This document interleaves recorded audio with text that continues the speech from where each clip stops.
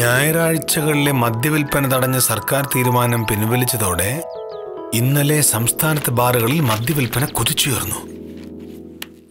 കഷ്ടം. കുടിക്കാനായി ജീവിക്കുകയാണ് ഈ നാട്ടിലെ മനുഷ്യർ.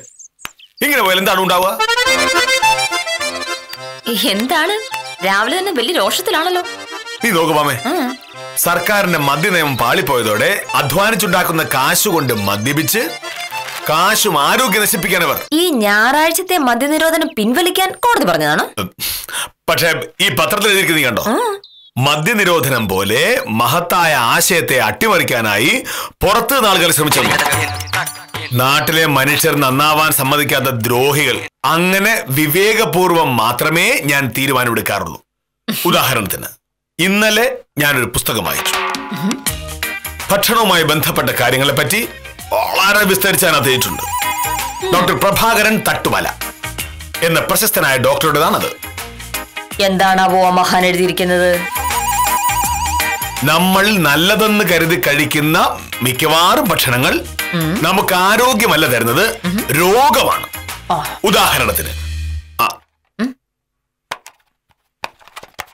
ഇതെന്താ? പഞ്ചസാര. ഇത് മനുഷ്യ ശരീരത്തിന് ഒരു പ്രയോജനവും തരാത്തൊരു വസ്തുവാണ്. അങ്ങനെ വായിച്ച് പഠിച്ച് അതിനനുസരിച്ച് ജീവിക്കുന്നവർക്ക് ആയുസ് കൂടുതലുണ്ടാകും എന്നാണ് പറയുന്നത്. ഇനി പറ, നിനക്ക് ആയുസ് കൂടുതലാണോ വേണ്ടേ? ഇങ്ങനെയൊക്കെ ജീവിച്ച് ആയുസ് കൂട്ടിയിട്ട് എന്താ കാര്യം? വായിക്ക് രുചിയായിട്ടൊന്നും തിന്നാൻ പറ്റിയില്ലെങ്കിൽ പിന്നെ ചത്തുകളയും നല്ല മോനട്ടാ നല്ലത്. കൊള്ളാം.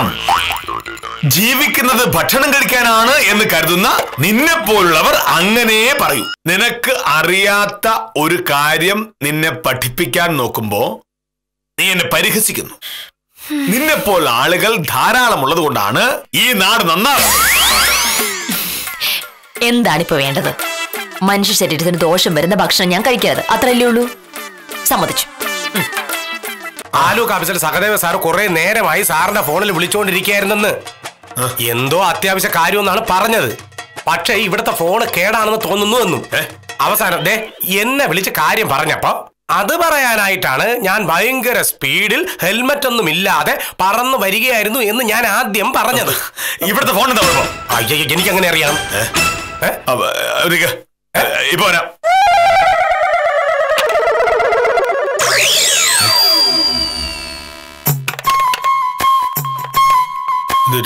ഞാനാ കെ മോഹനകൃഷ്ണൻ സാറ്.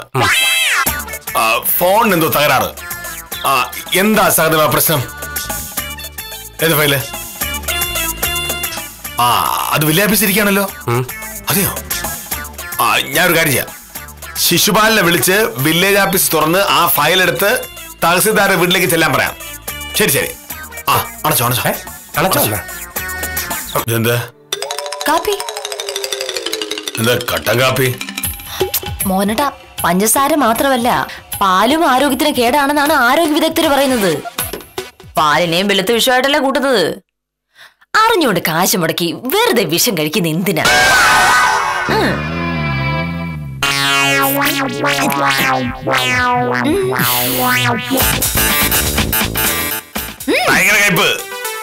അതുണ്ടാവല്ലോ. പാലും പഞ്ചസാര അല്ലാതെ കാപ്പി കുടിച്ചിട്ടുണ്ടെങ്കിൽ പിന്നെ കയ്പല്ലേ ഉണ്ടാവുക.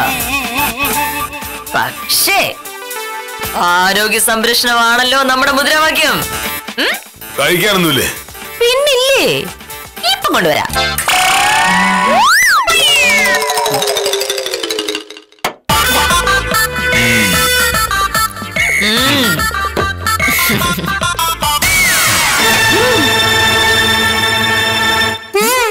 എന്താ രാവിലത്തെ ഭക്ഷണം? രാവിലെ ഇഡ്ഡലി സാമ്പാർ ഉണ്ടാക്കാനായിരുന്നു എന്റെ പദ്ധതി. അപ്പോഴല്ലേ ഞാൻ ഓർത്തത് ഇഡ്ഡലി ഉണ്ടാക്കണമെങ്കിൽ അരിപ്പൊടി വേണം. പറഞ്ഞു വരുമ്പോ ഈ അരി ആഹാരവും ശരീരത്തിന് നല്ലതല്ല. അതോടെ ഞാൻ ഇഡ്ഡലി അങ്ങ് ഒഴിവാക്കി. പിന്നുള്ളത് സാമ്പാറാ. സാമ്പാറിനുണ്ട് മോനയുടെ പ്രശ്നം. ഉപ്പ് മുളകില്ലാതെ എങ്ങനെ നമുക്ക് സാമ്പാർ ഉണ്ടാക്കാൻ പറ്റുക? ഉപ്പ് കൂടിയിട്ടുണ്ടെങ്കിൽ രക്തസമ്മർദ്ദം കൂടി നമ്മുടെ ശരീരത്തിലെ ഞരമ്പ് പൊട്ടിപ്പോവില്ലേ? മുളക് കൂടിയിട്ടുണ്ടെങ്കിൽ അൾസർ ഉണ്ടാവും. എന്തിനാണ് അറിഞ്ഞുകൊണ്ട് നമ്മൾ വെറുതെ രോഗം വിളിച്ചു വരുത്തുന്നത്?